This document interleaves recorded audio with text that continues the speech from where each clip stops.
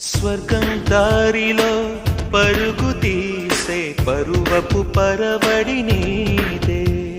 సర్వం దోచగా ఎదురు చూసే మదనుడి ఒరవడి నీదే. కావేరి పొంగుల్లో మునగని కస్తూరి తిలకాలే కరగని.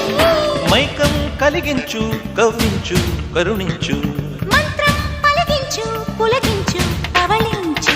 నవమి దశమి తగిన రోజులు యువతీ యువకుల తపనలకు.